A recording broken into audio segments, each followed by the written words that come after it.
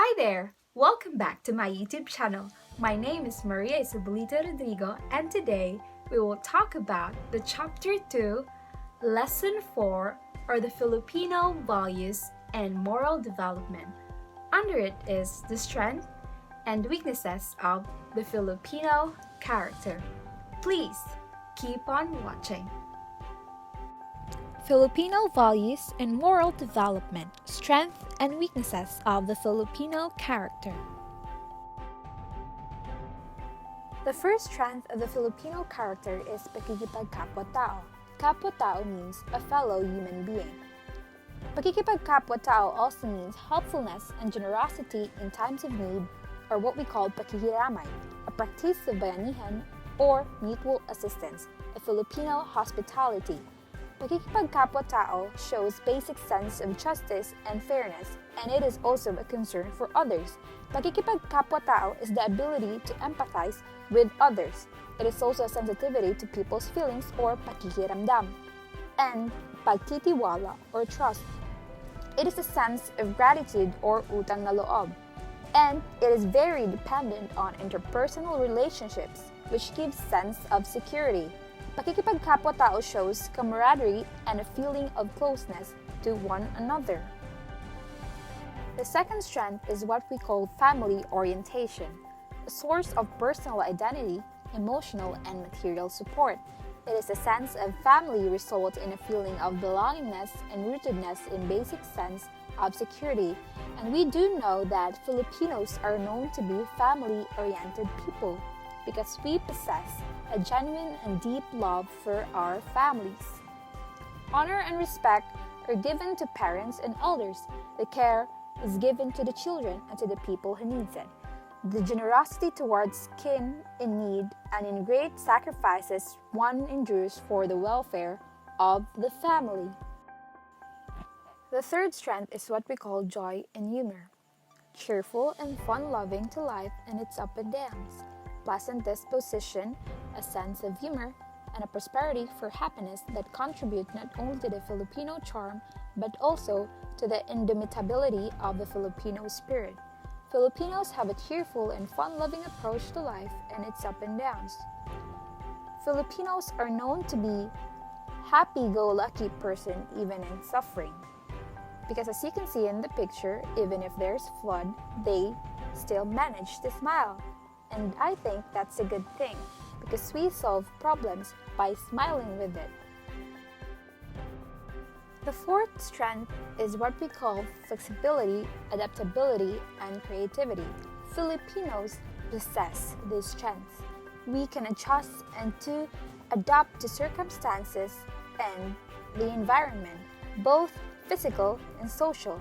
We are able to adjust to whatever happens, even in unplanned or anticipated events. We also possess a tolerance for ambiguity that enables us to remain unfazed by uncertainty or lack of information. The result is productivity, innovation, entrepreneurship, and equanimity. We also accept change and able to adjust into it. We are also very creative in cultural sphere. The fifth strength is what we call hard work and industry. We have the capacity for hard work given proper conditions, is to raise one's standard of living and to possess the essentials of a decent life for one's family. Filipinos are known to be risk takers, with jobs abroad and while there to work at 2 or 3 jobs just to provide for his or her family. The result is productivity and entrepreneurship for some and survival despite poverty. The sixth strength is what we call faith and religiosity. Filipinos have deep faith in God, and Philippines is known to be one of the religious countries in the whole world. Our innate religiosity enables us to comprehend and genuinely accept reality of God's will and plan. Our religious expressions are very tangible and is expressed every day.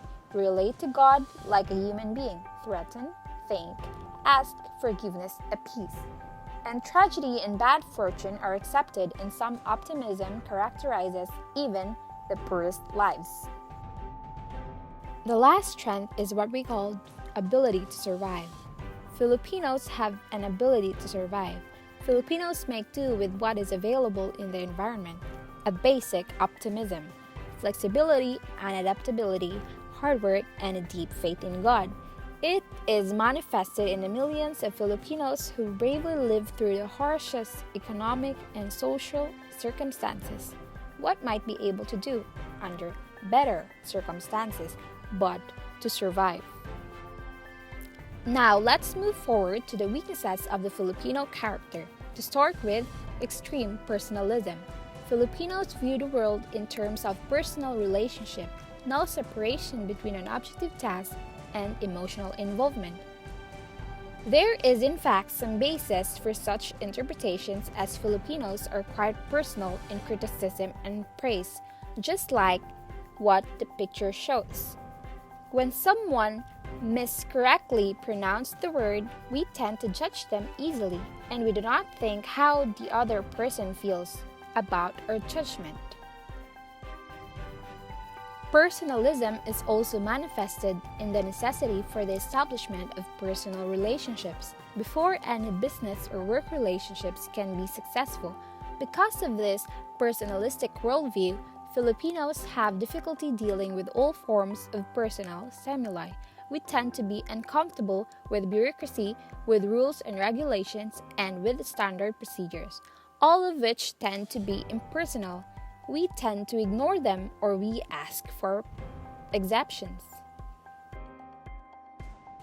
The second weakness is what we call extreme family-centeredness. It is an excessive concern for the family, which creates an in-group to which the Filipino is fiercely loyal, to the detriment of concern for the larger community or for the common good. Excessive concern for family manifests itself in the use of one's office and power as a means of promoting the interests of the family, factionalism, patronage, and political dynasties, and in protection of erring family members. Family-centeredness results to a lack of concern for the common good. The third weakness of a Filipino character is lack of discipline. The Filipinos' lack of discipline is manifest in a casual and relaxed attitude towards time and space, which manifests itself in the lack of precision and compulsiveness, in poor time management and procrastination. And you do know that, as we are facing online classes today, a lot of us tend to procrastinate first than doing the tasks. An aversion for following strictly a set of procedures, and this results in a lack of standardization and quality control. We are impatient and unable to delay gratification or reward, resulting in the use of shortcuts in skirting the rules, or the Palusot syndrome, which is what we call some alibis before making the project or the task given by the teacher. We are guilty of the ningas kagon, starting out projects with a full vigor and interest, with which abruptly die down, leaving things unfinished. Our lack of discipline often results in efficient and wasteful work systems, violations of rules leading to more serious transgressions, and a casual work ethic leading to carelessness and a lack of follow-through. The fourth weakness of Filipino character is what we call passivity and lack of initiative. Passivity and lack of initiative shows that Filipinos are generally passive and lacking in initiative. There is a strong reliance on others, may it be leaders, government, to do things for us related to our need for a strong authority. Filipinos tend to be complacent, and there rarely is a sense of urgency about any problem.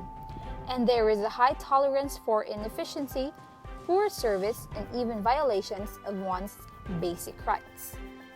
In many ways, it can be said that Filipino is too patient and long-suffering, or matiisin. The fifth weakness of a Filipino character is what we call colonial mentality. Filipinos have a colonial mentality which is made up of two dimensions. The first is lack of patriotism, or an active awareness, appreciation, and love for the country. The second one is a natural preference for foreign things.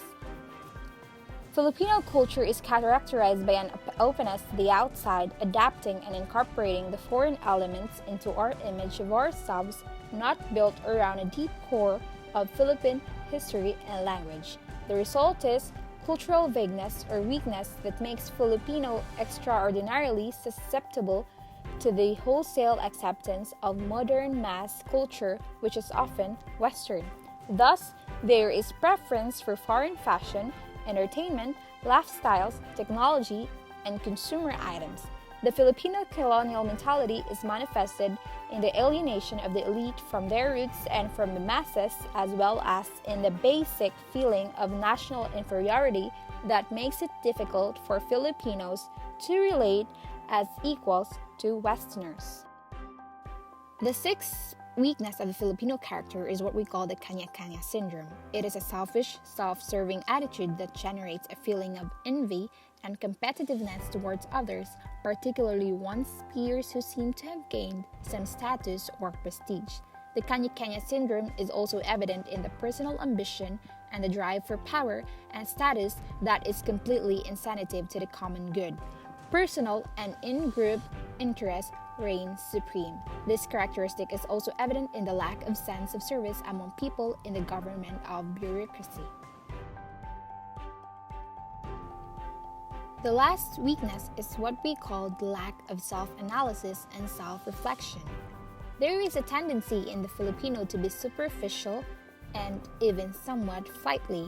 In the face of serious problems, both personal and social, there is lack of analysis or reflection. We tend to joke around on serious matters, and this prevents us to look deeply into the problem. And there is also no need to feel validated on our hypotheses or explanations of things. Thus, we are satisfied with superficial explanations and superficial solutions to the problems. In other words, we tend to settle for less a lot. We also tend to emphasize on form, maporma, rather than on substance, to be satisfied with rhetoric and to substitute this for reality. Rhetoric and endless words are very much part of the public discourse. The Filipino lack of analysis and our emphasis on norms is reinforced by an educational system that is often more form than substance and a legal system that tends to substitute law for reality.